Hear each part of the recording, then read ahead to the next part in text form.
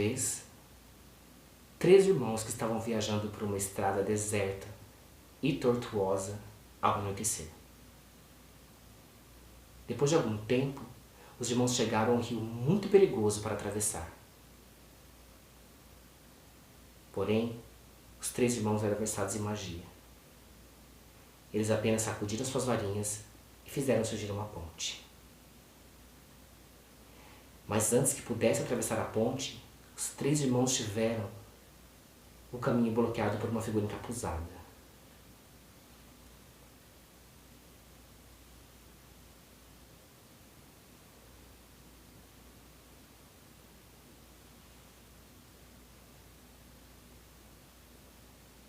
Era a morte. A morte se sentiu traída. Sim, traída. Pois o normal era que os viajantes se afogassem no rio. Mas a morte era perspicaz. Ela fingiu parabenizar os 3 irmãos por sua magia e por terem sido inteligentes o bastante para poder evitá-la. E disse que concederia a cada um deles um desejo. O mais velho dos irmãos pediu então a varinha mais poderosa que existisse. A morte lhe entregou uma varinha retirada do galho de uma árvore de sabugueiro. O segundo irmão, desejando humilhar ainda mais a morte, lhe pediu o poder de ressuscitar os entes queridos. A morte então retirou uma pedra da margem do rio e entregou a ele. Por fim, a morte perguntou ao terceiro irmão, um homem humilde. E ele apenas lhe disse que gostaria de sair dali com algo que lhe permitisse não ser seguido pela morte. A morte então entregou a ele, de má vontade, a sua própria capa de invisibilidade. O primeiro irmão foi para uma aldeia distante, onde com a varinha de sabugueiro na mão, assassinou um bruxo que não teve nem a oportunidade de lutar. Tomado pelo poder que a varinha das varinhas havia lhe dado, ele seguiu para uma estalagem, onde se gabou por sua invencibilidade.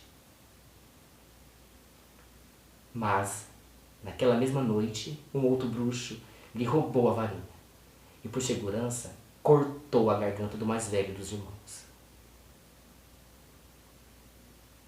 Assim, a morte levou o primeiro irmão.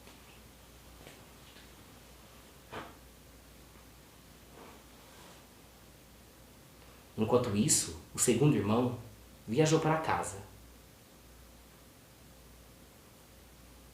e girou 3 vezes a pedra do rio em sua mão. Para sua alegria, a jovem, que um dia desejara desposá-la antes de sua morte precoce, apareceu diante dele. Contudo, ela estava triste e fria. Não pertencia mais ao mundo dos mortais. Enlouquecido pelo desesperado desejo de unir-se a ela, o segundo irmão se matou.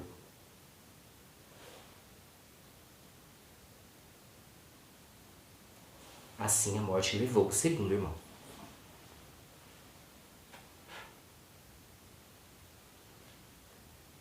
Já o terceiro irmão, a morte procurou por muitos anos, sem jamais conseguir encontrá-lo.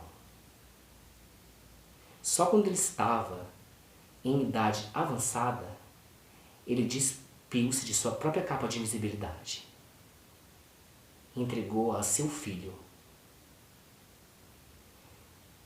Ele recolheu a morte como uma velha amiga e seguiu-a de bom grado. E como iguais, partiram dessa vida.